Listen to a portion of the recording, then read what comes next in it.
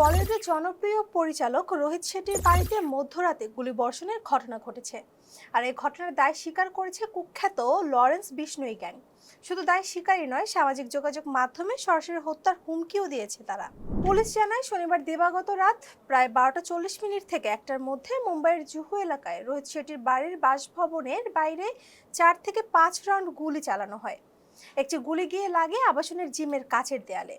এই ঘটনায় কেউ আহত হয়নি, কিন্তু পুরো এলাকা জুড়ে ছড়িয়ে পড়ে আতঙ্ক। খবর পেয়ে দ্রুত ঘটনাস্থলে পৌঁছায় পুলিশ, পাশাপাশি আসে ফরেনসিক দলও।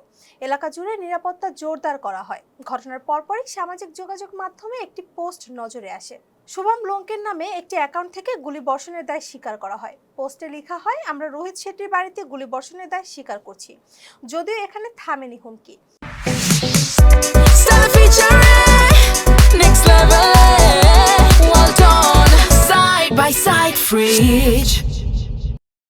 পোস্টে আরো বলা হয়, এটা ছিল শুধুমাত্র একটি ঝলক।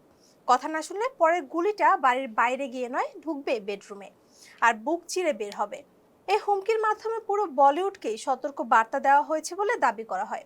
পুলিশ জানিয়েছে এই পোস্টগুলোর সত্যতা যাচাই করা হচ্ছে। সাইবার সেল বিষয়টি খতিয়ে দেখছে। রোববার তদন্তে নেমে পুনের ধয়ারি ও করবেনগর এলাকায় অভিযান চালায় পুলিশ।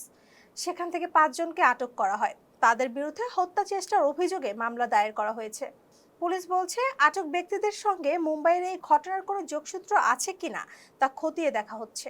এর আগেও লরেন্স বিশনোই গ্যাংয়ের হুমকির মুখে পড়েছিল বলিউডের সুপারস্টার সালমান খান। 2024 সালের এপ্রিলে সালমান খানের বাড়ির বাইরেও গুলিবর্ষণের ঘটনা ঘটেছিল।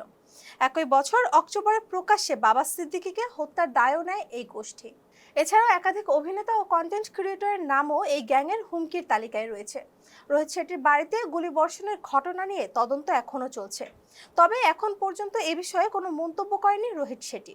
এতক্ষণ সাথে ছিলাম আমি শম্পা আক্তার। ফেস দ্য পিপলের সাথে থাকার জন্য ধন্যবাদ সবাইকে।